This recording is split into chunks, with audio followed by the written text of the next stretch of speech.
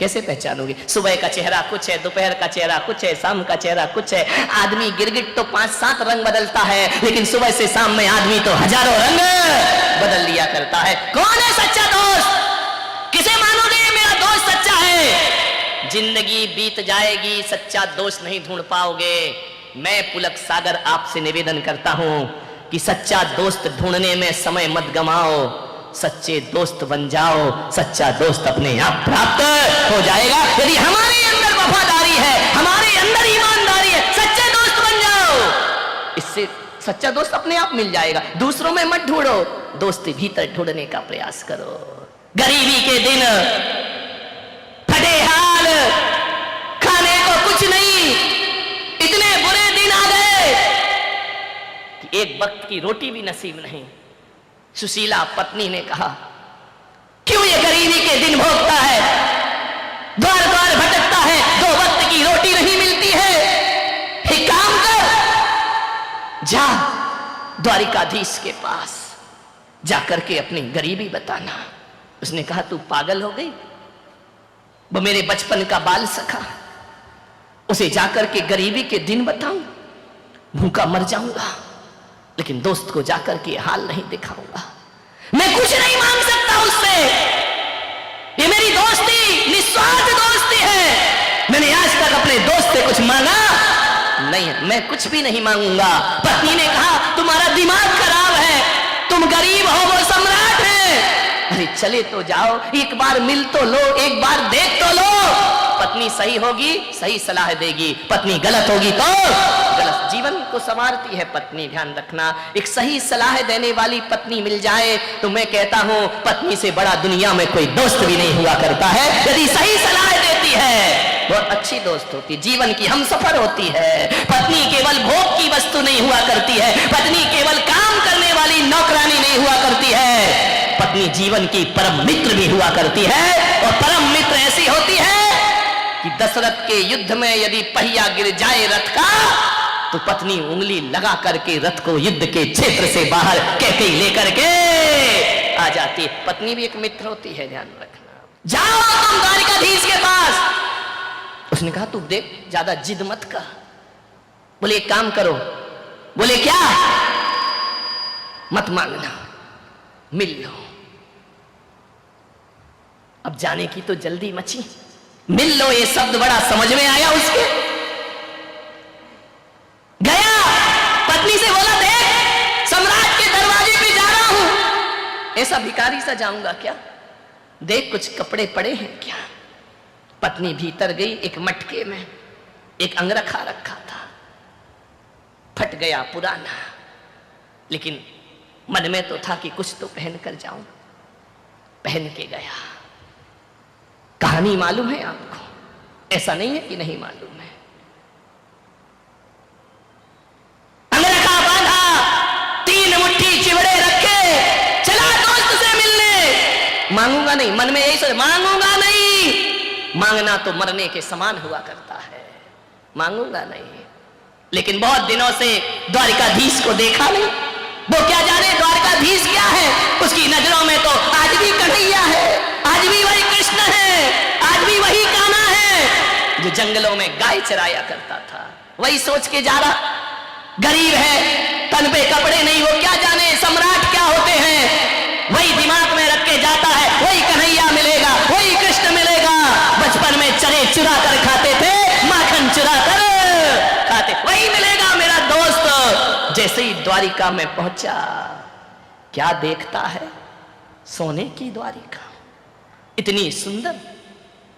रोज प्रातः जिसकी बीथियों पर गुलाब जल सिंचा जाता है, जहां बेल लताएं लहराती हैं, द्वार द्वार तोरण द्वार बने हैं, रंगोलियां चौक बन करके दरवाजों पर पड़ी है, हजारों लोग आ रहे हैं, जा रहे हैं। आंख फटी की फटी रह गई उसकी।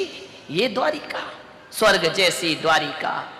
ऐसा लगता है देखकर इंद्र की अमरावती धरती पर उतर आई हो। बड़े बड़े गजराज, अश्वरोही, पदयात्री, देख करके आंख फटी रह गई। उसने कहा, पगली, कहां भेज दिया तूने मुझे? इतनी सुंदर द्वारिका नगरी, सोने की द्वारिका थी।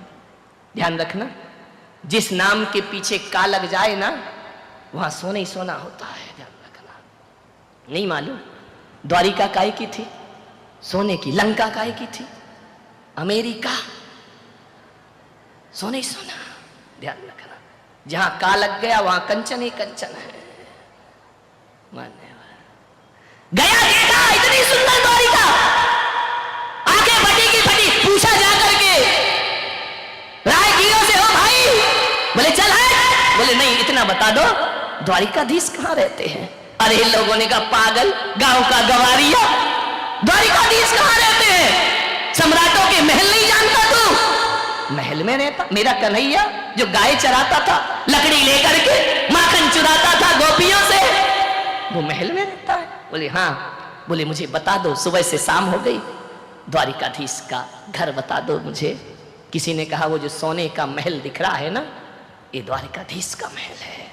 आंखें चौंधी आ गई उसकी, द्वारिकाधीश इसमें रहते हैं। गया हारा सा। जब मित्र बहुत ज्यादा धनवान होता है ना, तो हीन भावनाएं मन में आती हैं। ये क्या पहचानेंगे मुझे? ये क्या जानेंगे मुझे? ये मुझसे बात करेंगे या नहीं करेंगे? द्वारिकाधीश का महल, द्वार पे गया, भैया द्वारिकाधीश से मिलाओ। लोगों ने चला, कहां द्वारिकाधीश? पागल है क्या? शकल देख, अपनी औकात देख, फटे पुराने चीथड़े पहना है। वो कह रहा द्वारिकाधीश से मिला दो, मेरा बाल सखा है। बोले पागल हो गया, पागल खाने में डालो इसको। द्वारिकाधीश और इसके मित्र, ये फटे हाल कंगाल भिखारी, पागल हो गया है। कृष्ण महल में थे, द्वारिकाधीश भोजन को बैठ रहे थे। रुक्मणी ने भोजन परोसा, सत्यभामा पंखा जल रही है। कृष्ण कलश लेकर हाथों का आचमन कर रहे हैं, भोजन के लिए बैठना है। पीतांबर से हाथ पहुंच रहे हैं। खबर पहुंची कि जाओ मुझे मिलने दो। ये शब्द टकराए द्वारिकाधीश के कानों में। उन्होंने कहा कौन है? सेवक गए, महाराज कोई एक भिखारी आपके दर पे आया है। भिखारी इतना जिद क्यों कर रहा है? पता नहीं महाराज, दिमाग खराब है उसका। क्या नाम है? बोले नाम तो कुछ बताता नहीं। बोले क्यों? पूछ के आओ वो कौन है और कहां से आया है। सैनिक दूसरे दौड़े आए, बोले महाराज एक भिखारी है, आंखों में कीचड़ है, पैरों में पदत्राण नहीं है, कपड़े फटे हुए हैं, एक कंगाल है, मानसिक रूप से विक्षिप्त है, अपना नाम सुदामा बताता है। सुदामा मेरा मित्र।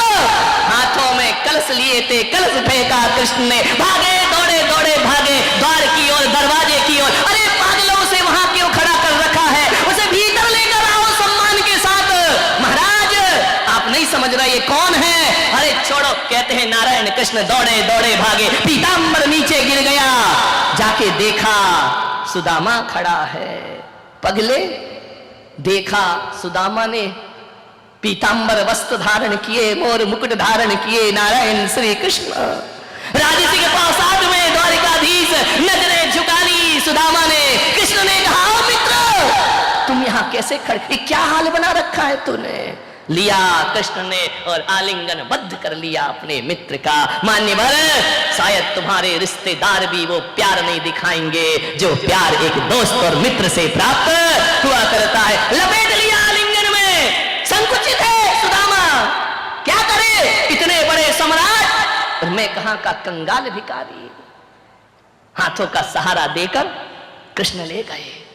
रुक्मणी ने देखा कौन है, इतने सम्मान से लेकर आ रहे हैं। ले जाकर के बिठाया ऊंचे आसन पर। रुक्मणी से कहा इसके पैर धो, देखो कैसे पैरों में बीमारी फट रही है, खून रिस रहा है। पागल कहीं का, पदत्राण भी नहीं पहनता है। कलश से पैर धोए, संकुचित है सुदामा। ऐसे भी कोई दोस्त होते हैं दुनिया में, ऐसे भी कोई मित्र होते हैं दुनिया में। पैरों को अपने दुपट्टे से पोंछ रहे नारायण कृष्ण, आंखों से आंसू गिरा रहे। पगले ये क्या हाल तेरा है, ये क्या परिस्थिति बना ली तूने? चल स्नान कर। स्नान कराया, गुलाब की पंखुड़ियों के जल से स्नान कराया, सुगंधित लेप लगाए। ये कैसा दीनहीन जीता है तू? मेरा मित्र होकर कुछ नहीं बोला। अभी तक सुदामा एक शब्द भी नहीं बोला। प्रेम जहां मुखर होता है ना तो शब्द मौन हो जाया करते हैं। कुछ नहीं बोल रहा। तू इतना लजाया सा क्यों है? तू इतना संकुचित क्यों है पागल? देखना, मित्र के घर इतने बरसों के बाद तूने याद किया है मुझे। कहां था तू? कुछ नहीं बोला, मौन है। भोजन परोसा। कृष्ण ने कहा शादी कर ली? सिर हिला दिया, हां। अरे मित्र दो ही, विवाह कर लिया और मुझे याद नहीं किया। एक बार तो मुझे खबर देता। मन ही मन कह रहा तुम कहां सम्राट और मैं कहां कंगाल। क्या तुम मेरे महल में, मेरे झोपड़ी में, शादी में, विवाह में आते? अच्छा एक बात बता, भाभी कैसी है? तेरे जैसी बुद्धू है या थोड़ी समझदार है? मन ही मन कह रहा यदि वो समझदार नहीं होती तो आज मैं तुम्हारे महल में आया नहीं होता। बोला कुछ नहीं। चल भोजन कर। बोल सुदामा, तू पहली बार आया है, भाभी ने क्या दिया है मेरे लिए? सम्राटों को एक भिखारी ने क्या देखी? हाथ से पकड़ लिया, कमर में बंधा हुआ था दुपट्टा। कृष्ण ने कहा क्यों रे, हमसे चोरी करता है? हम चोरों के सरताज और तू हमसे चोरी कर रहा है? भूल गया कैसे माखन चुराया करते थे, कैसे मटकी फोड़ा करते थे, कैसे गोकुल में जीवन गुजारा करते थे? तू ही तो था ना जो खिड़की से मुझे अंदर करता था, जाओ कन्हैया माखन चुराओ। हम जैसे चोरों से चोरी कर रहा है? पागल कहीं का। हम चोरों के। बता क्या दिया भाभी ने? क्या दे? 56 भोग सामने रखे हैं और कहां चिवड़े खिलाएगा? पकड़ लिया जोर से। कृष्ण ने कहा पागल तू छल मत कर मेरे से। छलिया नाम मेरा है, छलिया नाम तेरा नहीं। तू मुझसे छल कर रहा है। बता क्या है? क्या भेजा? भाभी खाली हाथ नहीं भेजेगी। एक झपट्टा मारा नारायण कृष्ण ने, बिखर गए सारे चिवड़े जमीन पर। कृष्ण ने कहा ये भेजा है? बोले हाँ। बोले एक काम कर सुदामा, तेरी भाभी का बना भोजन तू कर और मेरी भाभी का बना भोजन मैं करता हूं। सुदामा ने कहा नहीं कन्हैया ऐसा मत करो, पहली बार शब्द निकले, ऐसा मत करो, मुझे शर्मिंदा मत करो। कृष्ण ने कहा पागल है क्या? ये देख मोहन भोग कर, ये 56 भोग कर। जमीन पर गिरे हुए चिवड़े नारायण कृष्ण ने उठाए, एक मुट्ठी खाई, आनंद आ गया, प्रेम बरस गया। दूसरी मुट्ठी खाई और भी आह्लादित हो गए कृष्ण। तीसरी मुट्ठी खाने लगे। रुक्मणी ने हाथ पकड़ लिया। ठहरो, सब कुछ आप ही ले लोगे तो हमारा क्या होगा?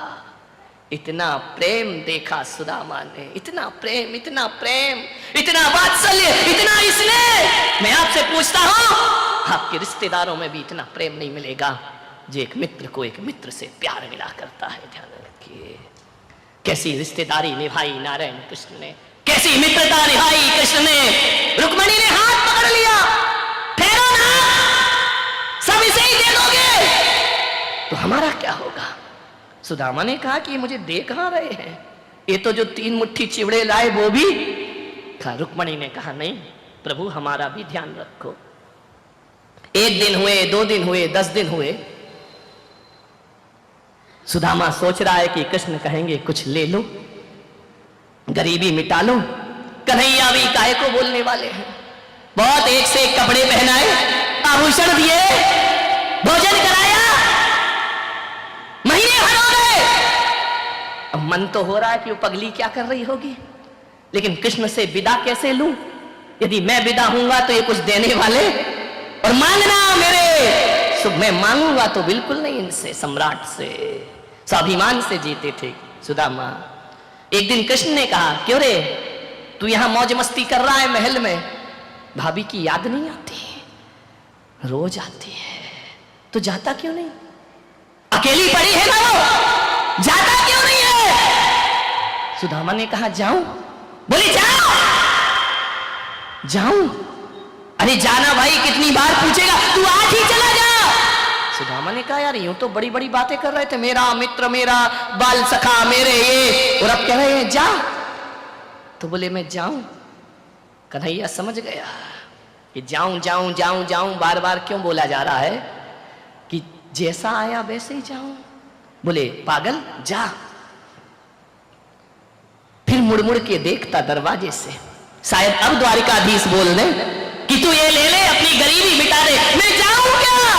अरे तू जाता क्यों नहीं है? चल तुझे दरवाजे तक छोड़ के आता हूं। जैसे ही गए दरवाजे पे छोड़ा, बड़े नाटक कर रहे थे, आंसू बहा रहे थे, पैर में खून रिस रहा है तो दुपट्टे से पोंछ रहे थे। जाते समय एक रथ से छुड़वा देते, पैदल जाऊंगा उतनी दूर। रास्ते भर संदेह से भरा सुदामा पलट पलट करके देख रहा है, मन में शंकाएं पैदा हो रही हैं कि अमीरों से कभी दोस्ती नहीं करना चाहिए। कैसा कन्हैया, तूने बचपन में भी छला और अभी भी छला, महीने भर बहुत खिलाया पिलाया, जाते समय एक मोहर भी नहीं दी। कहा था उस पागल से मत भेज, महीने भर से इंतजार कर रही होगी, भूखी मर रही होगी। मन में ऊहा पोह लेकर जा रहा है, चलते गया चलते गया चलते गया, पैदल गया, कोई गाड़ी नहीं, कोई वाहन नहीं। जैसे ही पहुंचा द्वारिका में, क्या देखता है, द्वारिका से जैसे ही पहुंचा अपने झोपड़ी के पास बड़े बड़े महल खड़े हुए हैं। उसने कहा ऐसा तो नहीं कि मैं रास्ता भूल गया। फिर द्वारिका वापस आ गया। उसने गांव वालों से पूछा ये कौन सा गांव है? अरे ये तो देखो कितना बड़े महल, यहां पर हजारों लोग, ये तो झोपड़ा था, ये तो गांव था। मैं रास्ता भटक गया हूं, मुझे मेरे गांव का रास्ता बता दो। ये लगता है मैं 1 महीने चला फिर द्वारिका में वापस आ गया। लोगों ने कहा सुदामा ये अपना ही गांव है। बोले अपना कैसे हो सकता है, यहां तो झोपड़ी झोपड़ी थी, यहां तो खाने के लाले पड़े थे। मेरी पत्नी कहाँ है? एक महल के झरोखे में खड़ी है पत्नी सुशीला।